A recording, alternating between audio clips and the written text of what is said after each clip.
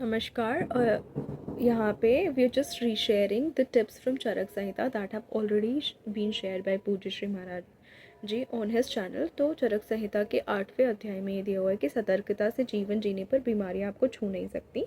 And जो 3 गुण होते हैं, जो प्रवृत्ति होती है हमारी, सतोगुण, रजोगुण, तमोगुण, उन्हीं के ऊपर नीचे होने से बीमारियां बढ़ती हैं या ठीक होती है। सतोगुण से बीमारियां ठीक होती हैं, रजोगुण और तमोगुण हमेशा बीमारियों को बढ़ाता है।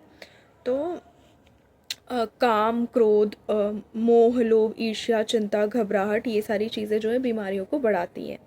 अब इसको होम्योपैथी से कोरिलेट करें तो obviously when you see the rubrics and when you read the remedies, you find that they are remedies for suppression of anger और expression of too much anger, और उसकी वजह से कोई सप्रेस्ड एंगर की वजह से होने वाली कोई बीमारियाँ या सप्रेस्ड डिज़ायर से होने वाली बीमारियों पे काम करता है। एक्सेसिव डिज़ायर्स हैं किसी को तो देयर आर रेमेडीज़। उसके बाद जेलेसी से, वरीज से, एंजाइटी से होने वाली जो भी बीमारियां हैं या एसोसिएटेड हैं उनसे तो उसके लिए we have remedies in homeopathy.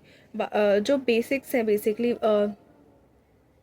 जैसे कि आयुर्वेदा में है कि वात, पित्त और कफ से बीमारियां बिगड़ती बढ़ती हैं या उनका इम्बैलेंस होता है तब चीज़ें ख़राब होती हैं। वैसे ही सोरा, सिफिलिस, साइकोसिस, मियाज़म्स हैं होम्योपैथी में, जिनकी वजह से बीमारियों का मैनिफेस्टेशन नज़र आता है। कहीं पे सप्रेशन ऑफ इमोशंस की वजह से जो आपको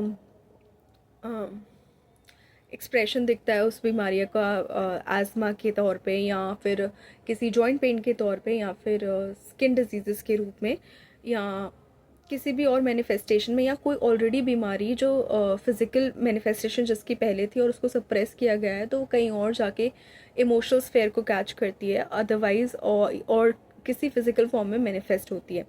सो one thing can turn into other, and obviously वहाँ पे भी ये कॉन्सेप्ट दिया गया है कि इमोशंस के सप्रेस करने से या इमोशंस के एक्सेसिव होने से या इमोशंस ढंग से एक्सप्रेस ना करने पाने पर बीमारियां बन सकती हैं, जिसके लिए रेमेडीज़ होम्योपैथी में दी गई हैं।